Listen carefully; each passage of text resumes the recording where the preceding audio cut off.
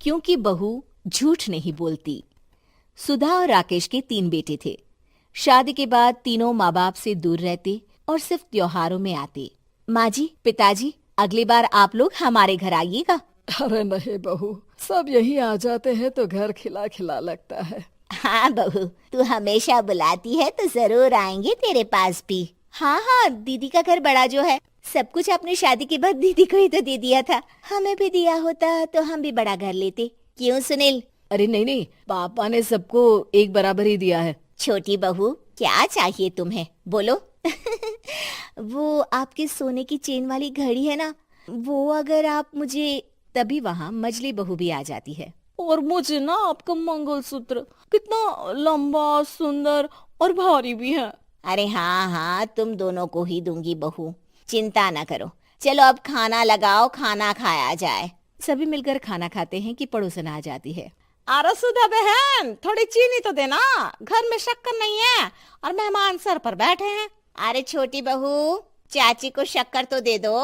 अरे मजली दीदी, आप दे दीजिए ना, मैं यहाँ कम आती हूँ तो मुझे पता ही नहीं है कि सासू माँ सारी चीजें कहाँ रखती है। और तुम, मैं कौन सा यहाँ रोज शक्कर फाँकने के लिए आती हूँ, मुझे भी नहीं है पता। तभी बड़ी बहू हाथ में चीनी की कटोरी लेकर आती है। चाची, शक्कर आप लोगों का बड़ा सहारा है माँ जी और पिताजी को, वरना हम लोग तो यहाँ रहते ही नहीं।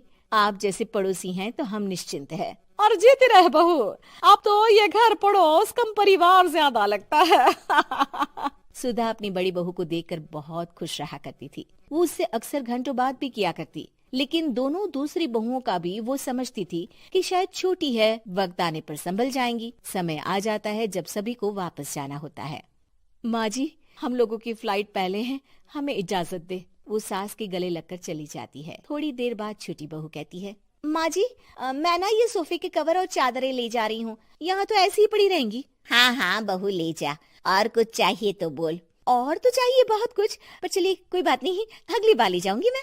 ऐसे ही मंजली बहू भी घर का बहुत सारा सामान ले जाती है। सभी के जाने के बाद सुधा राकेश से कहती है, घर कितना सूना लग रहा है ना। हाँ, और खाली भी। तुम्हारी दोनों बहुएं सब बटोर गई। अरे ठीक है ना, हम दोनों ही तो हैं, कितना सामान लगेगा। फिर उन लोगों की नई गृहस्थी, इतना मत सोचा करे। समय बीतता है। ऐसे ही हर साल त्योहारों में सुधा और राकेश के बच्चों की बहू आते और जाते वक्त ढेर सारा सामान पैक कर कर ले जाती। लेकिन कुछ ही सालों में सुधा का देहांत हो जाता है। पिताजी, आप यहाँ अकेले क्या करेंगे? हम लोगों के साथ चलिए। अरे नहीं नहीं बहू, इस घर में सुधा की यादें हैं, मैं उसे नहीं छोड़ सकता हूँ। अब तुम लोगों की माँ नहीं रही। देख लो,